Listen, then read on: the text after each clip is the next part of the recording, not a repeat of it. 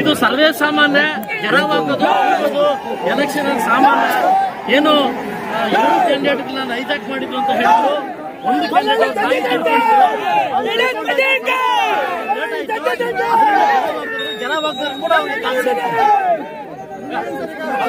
ಎಲ್ಲ ನನ್ನ ಮತ ಬಾಂಧವರು ಕೂಡ ಈ ಮುಖಾಂತರವಾಗಿ ಮುಳಬಾಗಿಲು ತಾಲೂಕಲ್ಲಿ ಎಷ್ಟು ಪ್ರಬಲವಾಗಿದೆ ಜೆಡಿಎಸ್ ಪಕ್ಷಕ್ಕೆ ಇದು ಸಾಕ್ಷಿಯಾಗಿದೆ. ಸರ್, ಈಗ ಜಿಲ್ಲಾ ಉಸ್ತುವಾರಿ ಸಚಿವರು ಇರ್ಬೋದು ಮತ್ತೆ ಸರ್ಕಾರ ಇರ್ಬೋದು ಬಹಳಷ್ಟು ಕಷ್ಟಪಟ್ಟರು ಅವ್ರು ಗೆಲ್ಲಬೇಕು ಅಂತ ಹೇಳಿ. ಬಹುಶಃ ಕಾಂಗ್ರೆಸ್ ಸರ್ಕಾರ ಇದೆ ಅಂದ್ಬಿಟ್ಟು ಎಲ್ಲ ಶಾಸಕರು ಮತ್ತು ಜಿಲ್ಲಾ ಉಸ್ತುವಾರಿಗಳು ಹಾಗೂ ನಂಜೇಗೌಡರು ತುಂಬಾ ಕಷ್ಟಪಟ್ಟು ಟ್ರೈ ಮಾಡಿದ್ರು. ಆದ್ರೂ ನಾನು ಕೂಡ ಅವರ ಸರಿಸಮಾನ ನಿಂತ್ಕೊಂಡು ಇವ್ರನ್ನ ಗೆಲ್ಸಬೇಕನ್ನೋ ಕಾರಣಕ್ಕೋಸ್ಕರ ಬಹಳ ದೊಡ್ಡ ಗೆಲ್ಸಿದ್ದೀನಿ. ಇನ್ನ ಎರಡು ಕ್ಯಾಂಡಿಡೇಟ್ಗಳನ್ನ ವಿಜೃಂಭಣೆಯಿಂದ ಗೆಲ್ಲಿಸಬೇಕು ನನ್ನ ಮತದಾರರಿಗೆ ಸರ್, ಬಂಡಾಯ ನಿಮ್ಮಲ್ಲೇ ಏನ್ ಹೇಳ್ತಾರೆ?